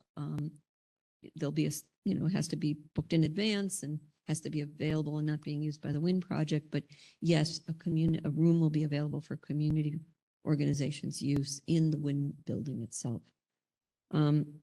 Other questions about resiliency and about the park. Resiliency, right now, the one-story building is not resilient. There's nothing in it that's doesn't capture water. Water runs off it in the storm. It contributes to the problem of flooding, just like any other old building in the neighborhood.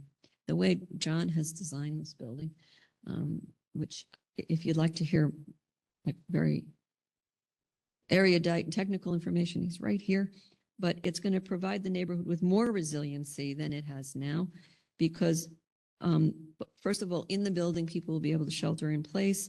The floodwaters are going to be absorbed by the site and held in a retaining tank and not run off during the heavy storm. It'll be able to be released slowly when the storm passes and the floodwaters pass. The construction is going to be best management practices to minimize the runoff into the creek and minimize potential impacts on the surrounding community. And the roof is going to be, runoff from the roof is also going to be managed. It will all be compliant with the state-of-the-art code, current code, and whatever other features John can sneak in to make it even better than the code. And of course, it will meet the requirements of the waterfront public access area. There is no, because this developer does not own the parcel on the creek, it does not have to put in an esplanade, but when and if that parcel is developed with more than 50% manufacturing use, it will have to provide an esplanade. We met with numerous community organizations, really wonderful outreach. We met specifically with the neighbors on the block across Neptune before the land use meeting. I think it was January 6th. Had a nice little breakfast for them at the Wynn building. And as a result of that, I think it's as a result of that meeting, but there were a petition that we've submitted to the BP that had 5 local people signing saying they support the project. In addition, they met with parents of students at Mark Twain And again, a letter was sent in where 6 parents had supported the project. Nobody's written against the project. And there are 4 different organizations that have also indicated their support for the project. Build Coney Island, Alpha Dela Community Services, Gracefully Wrapped, founder and executive director of a community organization, and Motivational Monsters, that's led by Janessa Rose Perez. Mentioning them particularly because Motivational Monsters is very involved in trying to improve the park. And the developers, well, we're not proposing any improvements, physical improvements to the park as a responsibility of the developer. The developer's been talking very closely with her and with the current leadership of the park and with the council member, Brannon, about what ways the park can be improved and programmatically, aesthetically.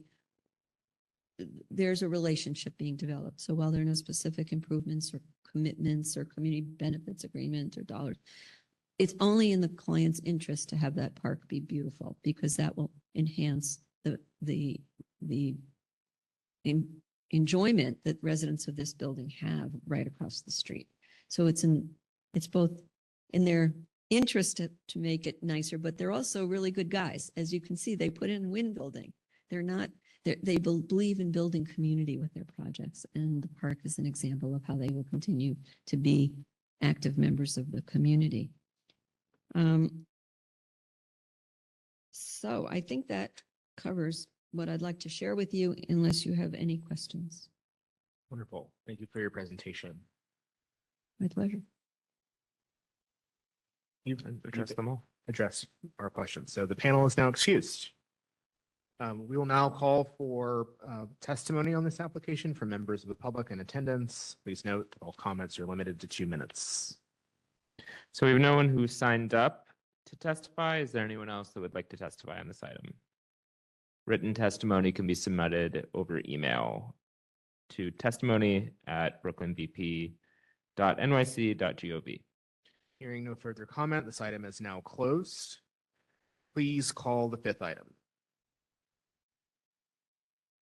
Calendar item number 5, Grace Houses, a private application by Grace Housing Development Fund requesting a zoning map amendment from R5B to R6A and a zoning text amendment to designate an MIH area to facilitate 2 development sites over 197,000 square feet, which includes 139,000 square feet of residential space and 153 income restricted units, 15,000 square feet of community facility space, and cellar parking, providing 68 spaces located at 233 New Jersey Avenue in East New York, Community District 5, Brooklyn. On January 30th, 2025, Community Board 5 voted to approve the project with conditions including requests to maximize outreach efforts to former CB5 shelter residents, increase the number of family-sized units in the proposed project.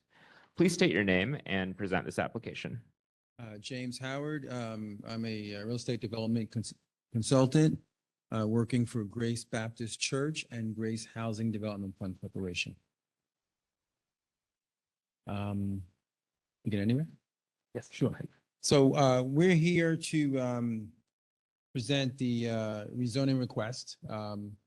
Currently, the site, as you see on the board here, are zoned R5B, which has a 1.35 FAR. And what we are requesting is an upzoning to go to an R6A to get us to a 3.6 FAR. And certainly with City of Yes, that would go up to 3.9 FAR. The development sites owned by the Grace Church total about 13 sites. The development area, the project area that will be affected by the zoning total about 31 sites, which you'll see on this slide and the next slide.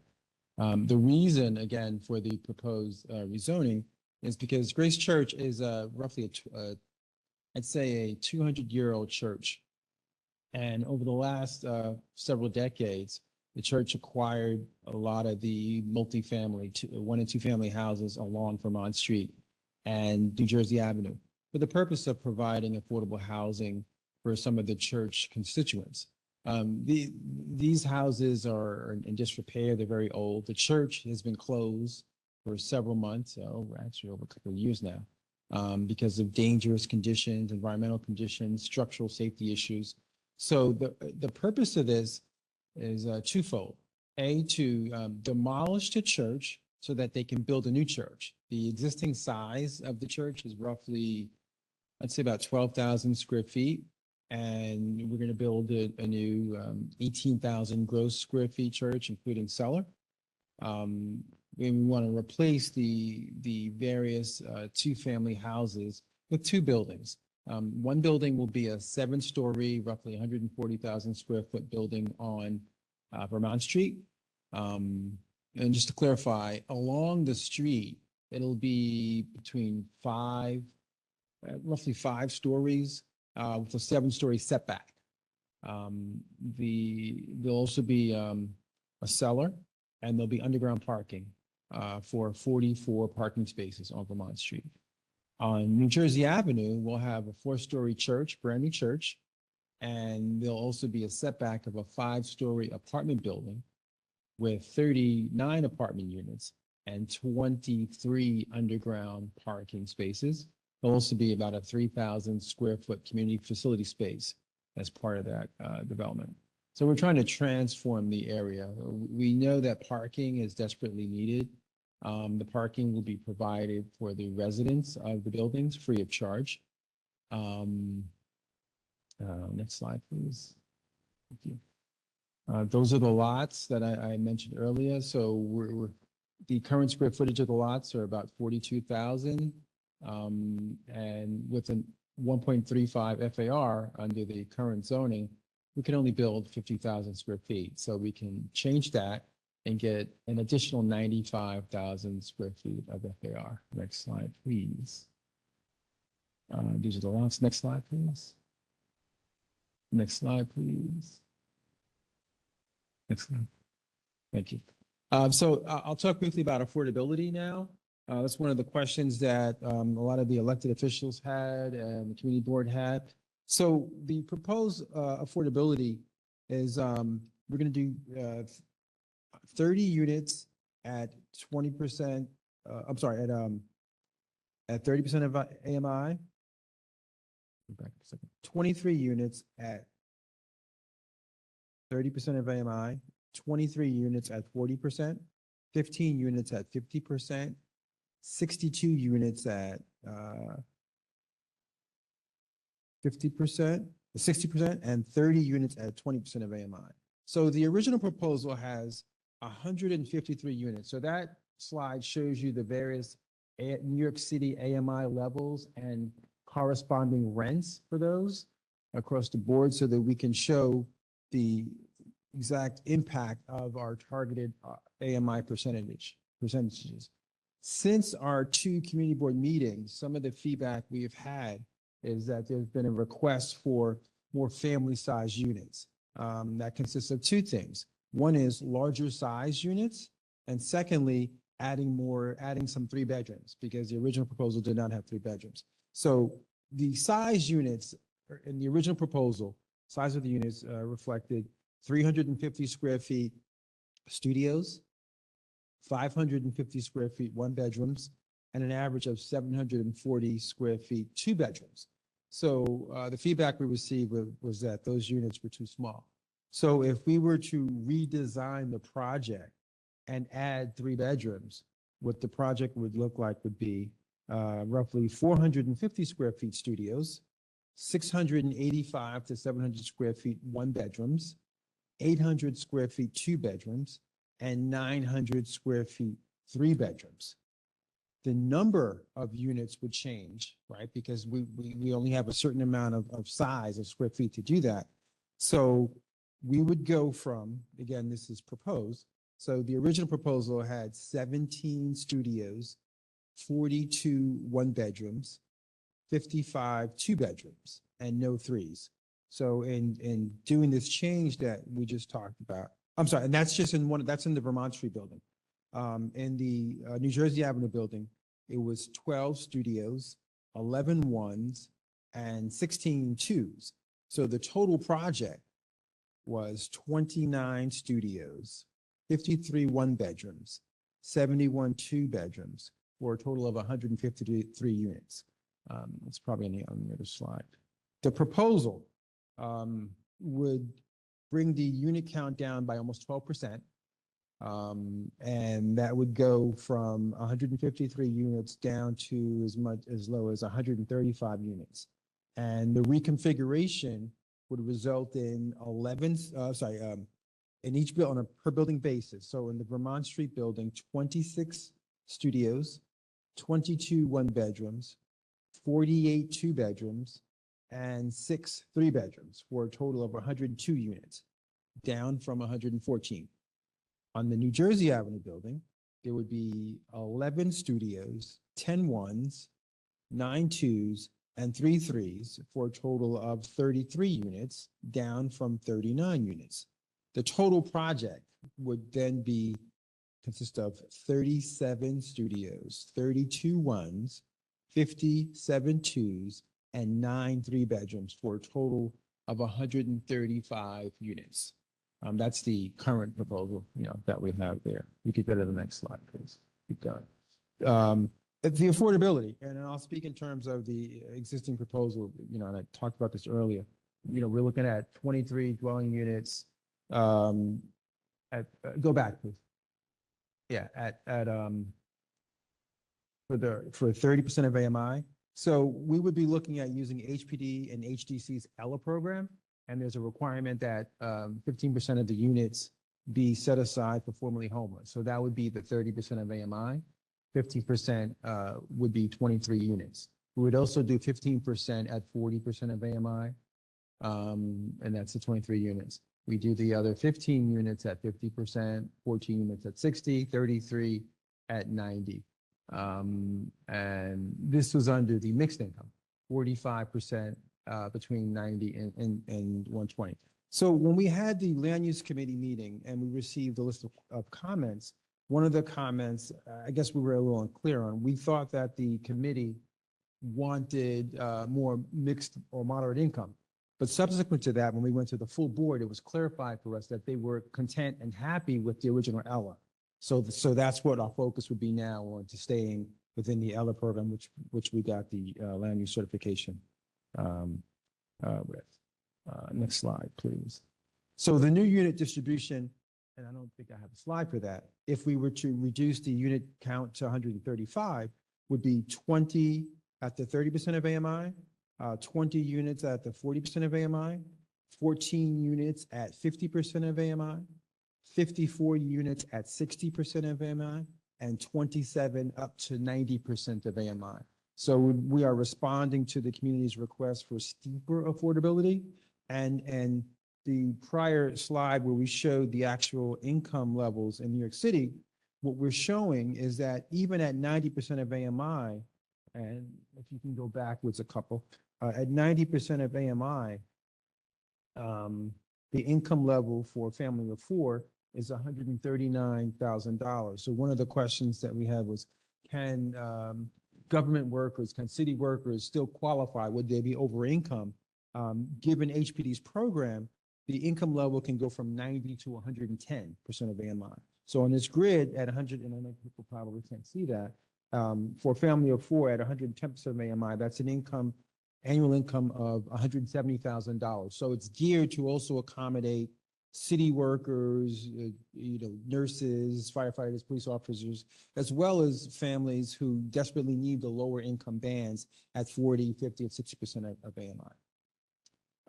Some of the other concerns or questions was about existing infrastructure in the community and how building these 2 buildings would affect that.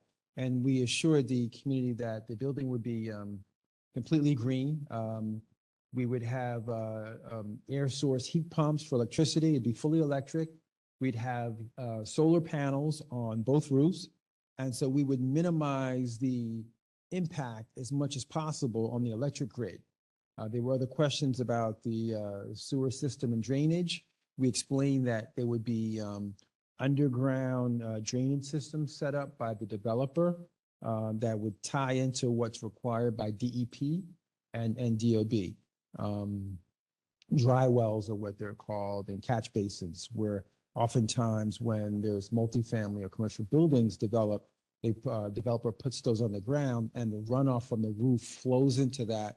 One of those has a slow release into the soil, and the other just sits in there, for a period of time so that it eventually goes into the sewer system, at a slow rate. So it would be designed to minimize the impact on the existing sewer system. Next slide, please.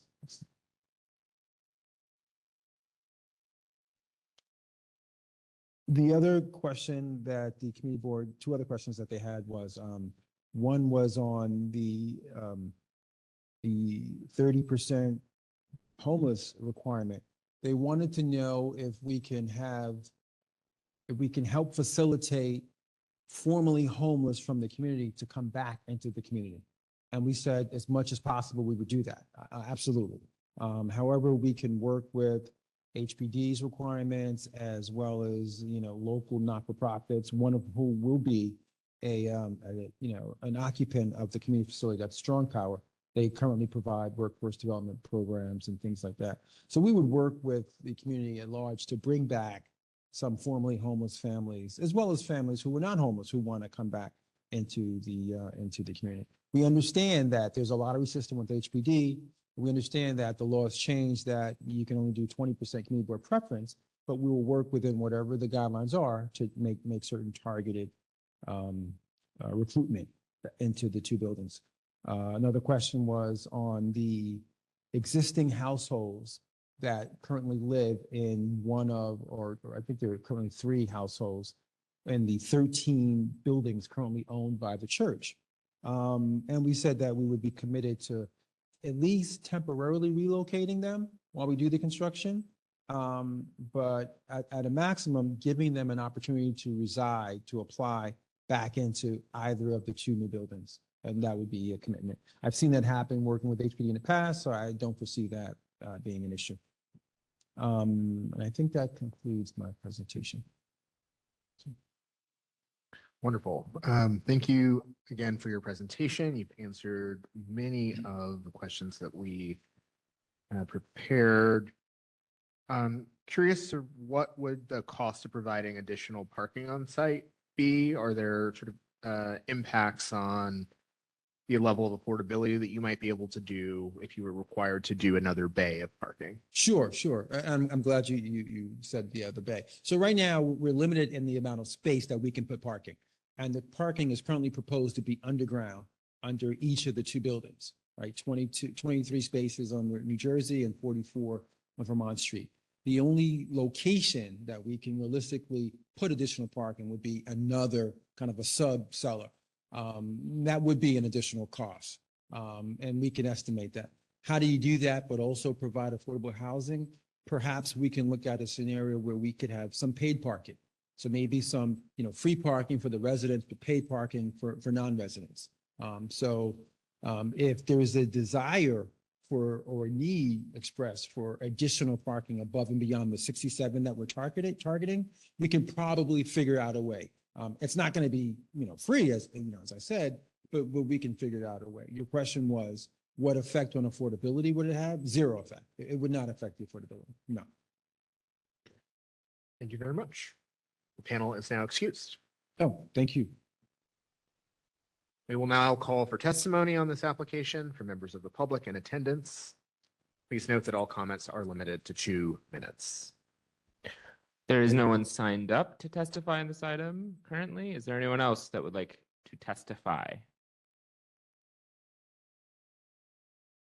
Hearing no further comment, this item is now closed. With that, this ULURP public hearing is closed. The Borough President will review these applications and submit his recommendations to the City Planning Commission, which will hold a hearing on these items at a later date. As a reminder, members of the public may submit comments to testimony at brooklynbp.nyc.gov for the Borough President's consideration until Friday, February 7th, 2025. This meeting is now adjourned.